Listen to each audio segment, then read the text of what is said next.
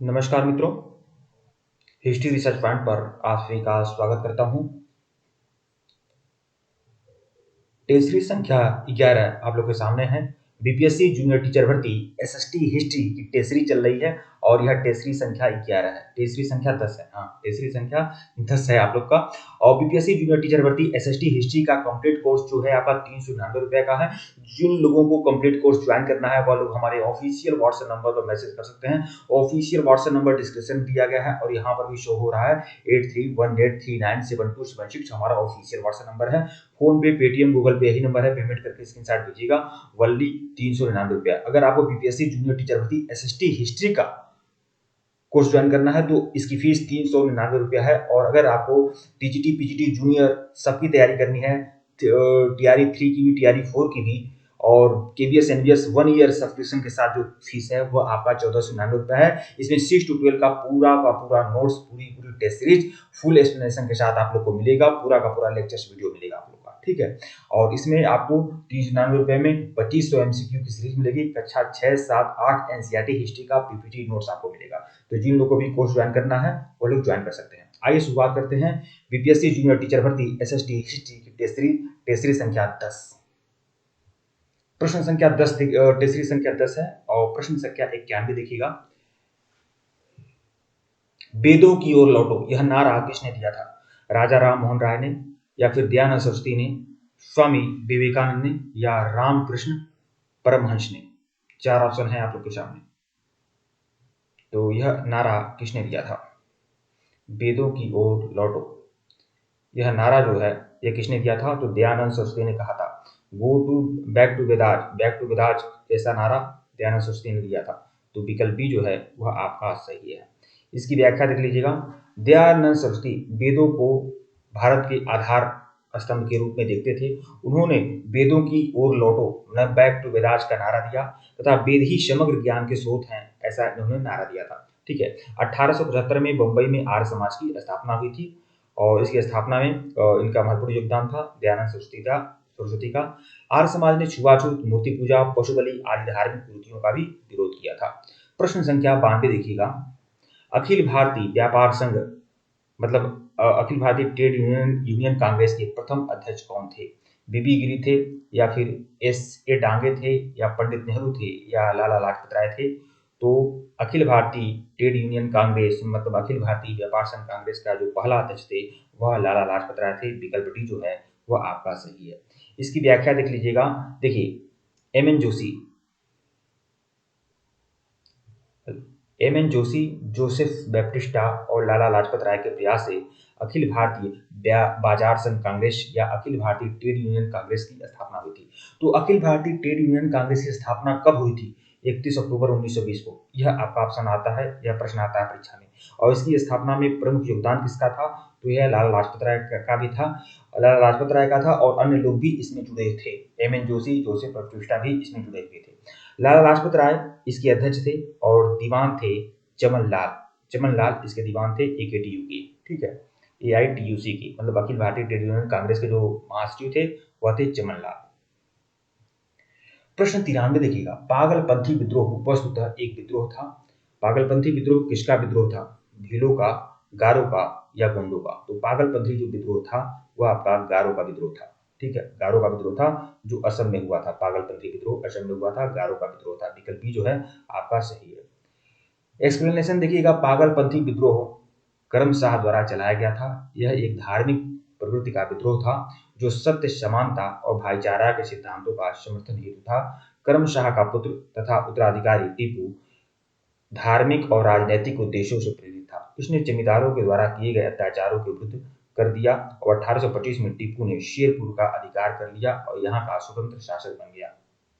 ठीक है। इसने प्रशासनिक समस्या के लिए एक न्यायाधीश और जिलाधिकारी भी नियुक्त किया था। विद्रोहियों ने गारो की पहाड़ियों तक उपद्रव किए और यह क्षेत्र 1840 से 50 तक उपद्रव बना रहा। कुल मिलाकर यह जान लीजिए कि पूर्वोत्तर भारत में गारो विद्रोह हुआ था 1840 से 50 के बीच में। और इसका प्रमुख नेता कौन था? करमशाह और टीपू, करमशाह और उसका पुत्र टीपू। ठीक है।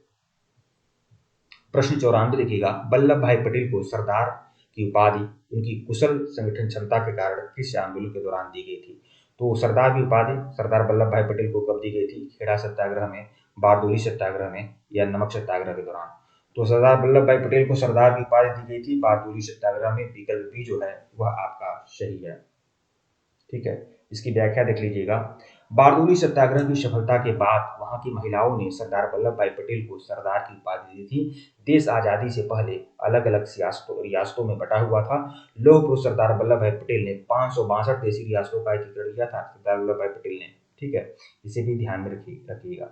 और सरदार की उपाधि इनको कब मिला था? बारदोली की महिलाओं ने सरदार वल्लभ भाई पटेल को सरदार की उपाधि दी थी। ठीक है, प्रश्न 95 देखिएगा। आजादी की पहली लड़ाई 1857 में किसने भाग लिया था? तो 1857 की पहली लड़ाई में किसने भाग लिया था? तात्या टोपे ने, लक्ष्मीबाई ने, बहादुर शाह जफर ने, ठीक है, भगत सिंह ने।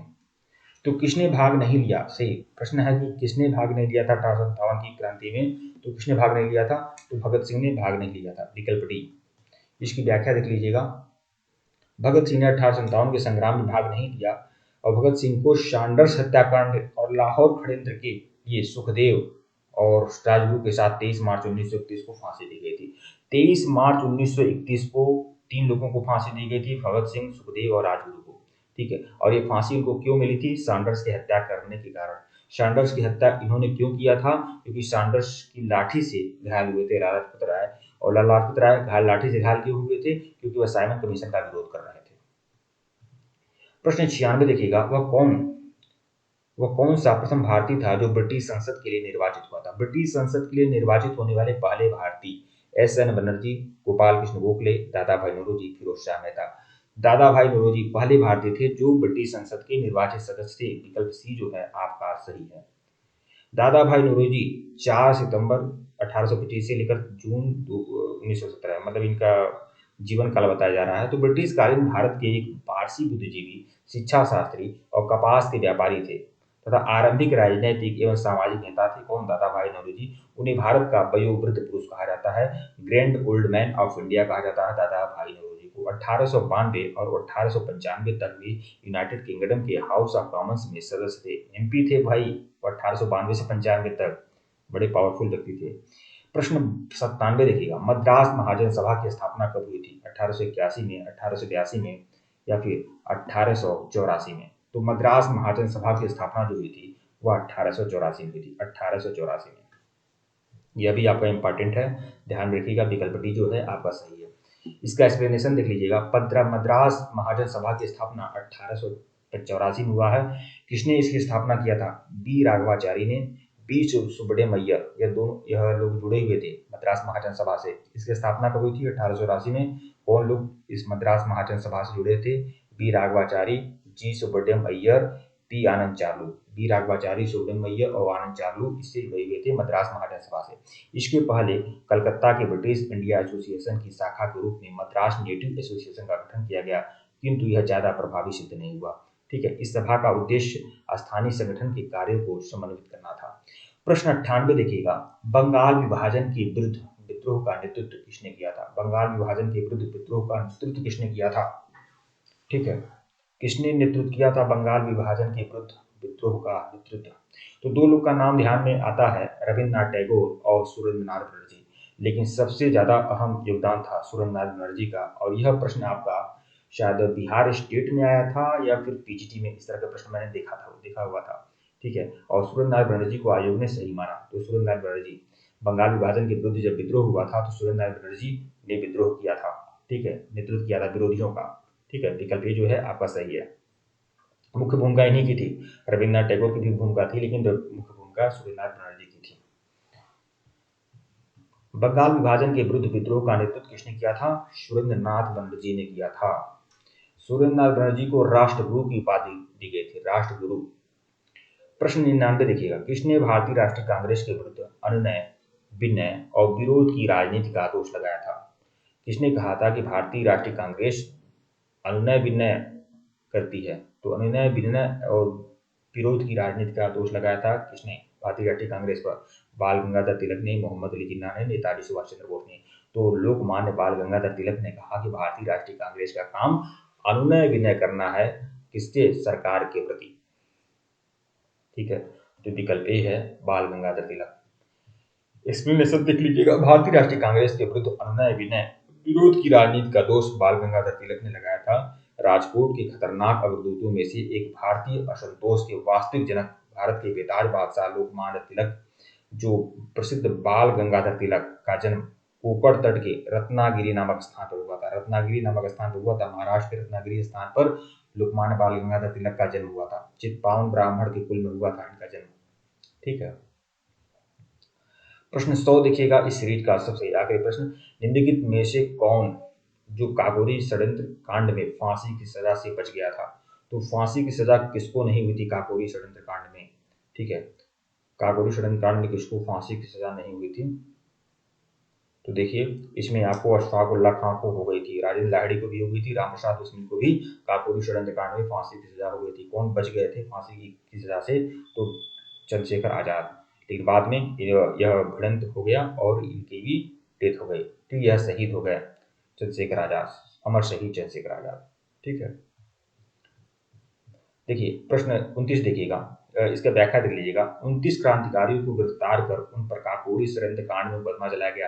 काकोरी षड्यंत्र कांड में कितने लोगों को गिरफ्तार किया गया? कितने क्रांतिकारियों को? 29 क्रांतिकारियों को। ठीक है। लेकिन 4 प्रमुख क्रांतिकारी राम प्रसाद बिस्मिल, अशफाक उल्लाह खां, रोशन लाल, राजेंद्र लाहिड़ी को मृत्युदंड दिया गया था। तो चारों क्रांतिकारियों का नाम ध्यान रखिएगा। इस कांड से जुड़े एकमात्र क्रांतिकारी चंद्रशेखर आजाद पुलिस गिरफ्तारी से बच निकले थे। ठीक है मित्रों, वीडियो को लाइक और चैनल को सब्सक्राइब करेगा। टेलीग्राम को बिल्कुल ज्वाइन करेगा, लिंक डिस्क्रिप्शन में दिया गया है। अगर इसके पहले का वीडियो नहीं देखे हैं तो प्लेलिस्ट में जाइएगा, बीपीएससी जूनियर टीचर भर्ती एसएसटी हिस्ट्री टेस्ट नाम के नाम से प्लेलिस्ट बनी हुई है, जाकर देखिएगा। और यह देख लीजिए कितना बढ़िया सीरीज चल रहा है। और ऐसे ही कम से कम आपको 2500 एमसीक्यू की सीरीज मिलेगी आप लोग को, वो भी फुल एक्सप्लेनेशन के साथ। और इसके अलावा कक्षा 6, 7 और 8 एनसीईआरटी हिस्ट्री का फुलफिल आपको नोट्स मिलेगा। और इसकी फीस केवल 399 रुपया रखी गई है। अगर आप लोग ज्वाइन करना चाहते हैं, परचेज करना चाहते हैं तो परचेज कर सकते हैं। 8318397276 हमारा ऑफिशियल व्हाट्सएप नंबर है। फोन पे, पेटीएम, गूगल पे यही नंबर है। पेमेंट करके स्क्रीनशॉट भेजिएगा 8318397276। ठीक है, ये हमारा ऑफिशियल व्हाट्सएप नंबर है। इसकी फीस केवल 399 रुपये रखी गई है। किसके लिए? बीपीएससी जूनियर टीचर भर्ती के लिए। ठीक है। ठीक है मित्रों, धन्यवाद आप लोग को। और प्लेलिस्ट में जाइए, सभी वीडियो को देखिए भाई, या तो फिर कहिए मैं वीडियो बनाना बंद कर दूं। अगर बताइए कम ही लोग देखेंगे, क्या मतलब है? और इतना बढ़िया बेहतरीन सीरीज चल रही है कि मतलब कि इतना बढ़िया फैक्ट, इतना बढ़िया मटेरियल शायद ही कभी आपको मिले, जो मटेरियल हमारे द्वारा दे दिया जा रहा है। लेकिन आप लोग भाई देखे हैं, मान लीजिए देख रहे हैं ना, तो प्लेलिस्ट में जाइए, प्लेलिस्ट में सारे वीडियोज को देखिए एक साथ। आधा अधूरा देखने से क्या मतलब है?